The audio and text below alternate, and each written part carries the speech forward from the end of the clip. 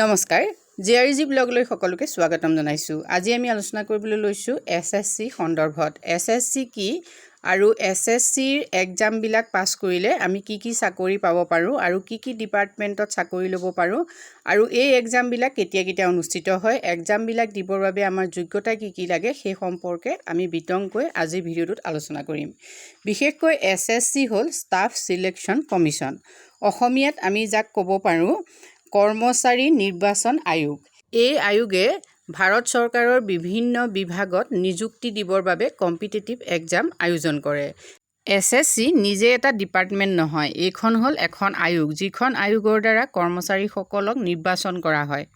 এটা বছৰত এসএসসিয়ে কেইবাটাও এক্সাম অনুষ্ঠিত কৰে। অল ইণ্ডিয়া লেভেলৰ এই কম্পিটিটিভ এক্সামবিলাক কি আমি প্ৰথমতে চাওঁ।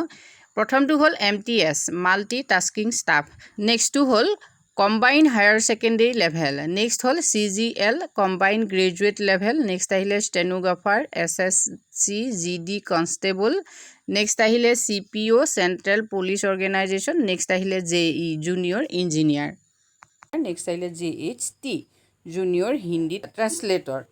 যদি SSC কমপ্লিট কৰিব পাৰোঁ, অৰ্থাৎ আমি যদি ষ্টাফ সিলেকশ্যন কমিশ্যনৰ যিটো কম্পিটিটিভ এক্সাম হয় সেই এক্সামটো যদি পাছ কৰোঁ, তেতিয়া আমি কেনেধৰণৰ চাকৰি পাম সেই সম্পৰ্কে আমি প্ৰথমতে চাই লওঁ।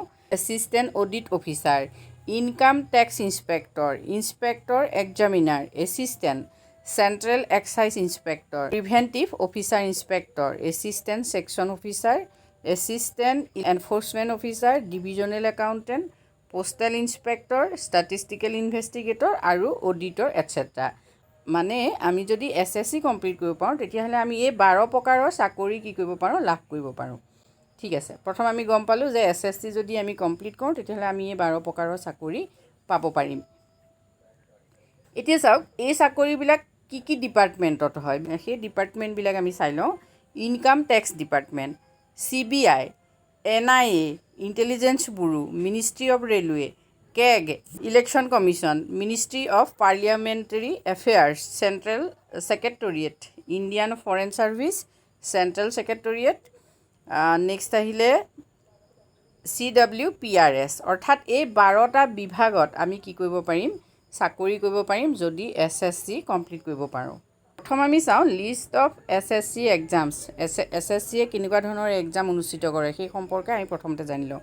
ফাৰ্ষ্ট এক্সামটো হ'ল SSC CGL combine graduate level exam. এইটো বহুত বেছি ডাঙৰ পৰীক্ষা হয় আৰু এইটোত বহুত ছাত্ৰ ছাত্ৰী অৱতীৰ্ণ হয় আৰু বৰ্তমান এই SSC CGL কম্বাইন গ্ৰেজুৱেট লেভেলৰ যিটো পৰীক্ষা হ'ব সেই পৰীক্ষাৰ বাবে অনলাইন হৈ আছে। যদি আপোনালোকে কোনোবাই অনলাইন কৰিব খোজে বা সম্পূৰ্ণ তথ্যখিনি জানিব খোজে তেতিয়াহ'লে মোৰ ডেছক্ৰিপশ্যন বক্সৰ লিংকত গৈ আপোনালোকে এই ভিডিঅ'টো চাব পাৰে।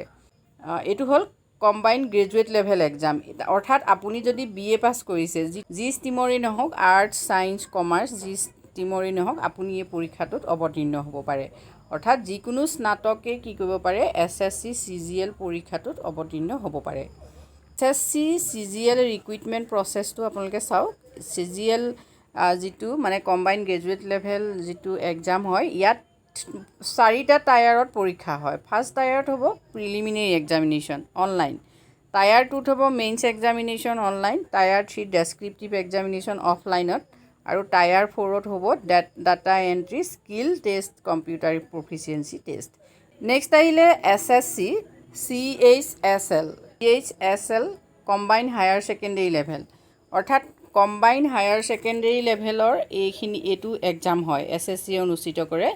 এই এক্সামটোত আপুনি বিশেষকৈ data entry operator, lower division clerk, postal assistant, sorting assistant আদিৰ দৰে পোষ্টত আপুনি এপইণ্টমেণ্ট পাব পাৰে। CHSL যিটো ৰিক্ৰুইটমেণ্ট, এই ৰিক্ৰুইটমেণ্টৰ বাবে আপুনি হায়াৰ ছেকেণ্ডেৰী পাছ হ'লেই হয় আৰু ৰিক্ৰুইটমেণ্ট প্ৰচেছটো 3টা বেষ্ট হয়। প্ৰথম চাওক, টায়াৰ 1ত কম্পিউটাৰ বেছড টেষ্ট, টায়াৰ 2ত হ'ল ডেছক্ৰিপটিভ পেপাৰ, টায়াৰ 3ত হ'ল typing and skill test. Next এক্সামটো চাওক, SSC multi tasking non technical যিবিলাক পোষ্ট হয় সেই পোষ্টৰ কাৰণেও ইয়াত আবেদন পত্ৰ গ্ৰহণ কৰা হয়। এইখিনি পোষ্টৰ বাবে আচলতে মেট্ৰিক পাছ হ'লে আপুনি আবেদন কৰিব পাৰিব। এতিয়া staff selection commission conduct the MTS exam to recruitment multi tasking staff, এই general central service group multitasking recruitment প্ৰচেছটো চাওক paper 1 computer based exam objective type paper 2ত হ'ল ডেছক্ৰিপটিভ টাইপ নেক্সট আহিলে SSC stenographers grade C and D post এই grade C and D post যিবিলাক হয় সেইবিলাকো বছৰত এবাৰকৈ পৰীক্ষা ইয়াত অনুষ্ঠিত হয় এইবিলাক group B non gazetted post হয় and stenographer grade D group C post হয় এইবিলাক মিনিষ্ট্ৰিজ ডিপাৰ্টমেণ্টত এইবিলাকৰ এপইণ্টমেণ্ট হয় গ্ৰেড C D ৰিক্ৰুইটমেণ্ট প্ৰচেছটো আপোনালোকে চাই লওক অনলাইন কম্পিউটাৰ বেছড এক্সাম হয় আৰু স্কিল টেষ্ট হয় নেক্সট আহিলে SSC CPO central police organisation এতিয়া চেণ্ট্ৰেল পুলিচ অৰ্গেনাইজেশ্যনত ভৰ্তি হ'বৰ বাবেও আপুনি SSC এক্সাম দিবলগীয়া হয় ৰিক্ৰুইটমেণ্ট প্ৰচেছটো চাই লওক পেপাৰ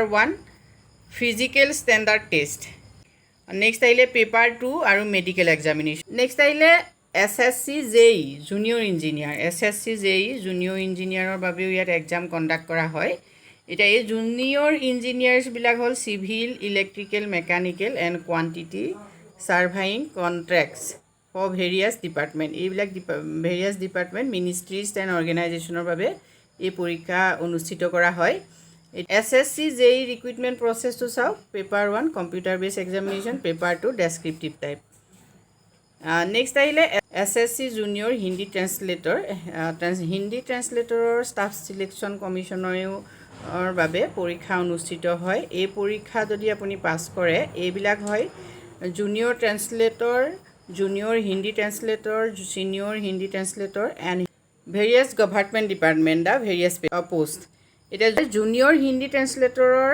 ৰিক্ৰুইটমেণ্ট প্ৰচেছটো কেনেকুৱা চাওক প্ৰথম paper 1 computer based examination objective type paper 2 translation and এছে SSCয়ে বিভিন্ন ধৰণৰ এক্সাম অনুষ্ঠিত কৰে এটা বছৰত মানে এটা বছৰত SSCয়ে নাইকৈও 4টা এক্সাম অনুষ্ঠিত কৰে সেই এক্সামকেইটাৰ কথা ইতিমধ্যে মই কৈছোঁৱেই আপোনালোকক গতিকে আপুনি যদি এজন ষ্টুডেণ্ট হয় তেতিয়াহ'লেও আপোনালোকে কথাখিনি ভালকৈ জানিলে নিশ্চয় এই পৰীক্ষাৰ বাবে প্ৰস্তুতি চলাব পাৰিব আৰু দীৰ্ঘদিনীয়া প্ৰস্তুতি চলালেহে SSC যিকোনো এক্সামত ছাকচেছ হ'ব পাৰিব গতিকে যিসকল ষ্টুডেণ্টে ভৱিষ্যতে এটা ভাল চাকৰি কৰিম বুলি ভাবিছে তেওঁলোকে SSC বাবে প্ৰস্তুতি চলাব পাৰে যিহেতু SSCৰ প্ৰতিটো চাকৰিতে যথেষ্ট পৰিমাণৰ দৰমহা হয় 1,50,000লৈকে ইয়াৰ পে স্কেল হয় গতিকে আপোনালোকে যদি দীৰ্ঘদিনীয়া প্ৰচেষ্টা অব্যাহত ৰাখে নিশ্চয় SSCত ছাকচেছ হ'ব পাৰিব গতিকে আজি ভিডিঅ'টোত আমি SSCৰ এই বেছিক কথাখিনি আলোচনা কৰিলোঁ যদি ভিডিঅ'টোৰ দ্বাৰা আপোনালোক উপকৃত হৈছে তেতিয়াহ'লে কমেণ্ট কৰি জনাব আজিলৈ ইমানেই ধন্যবাদ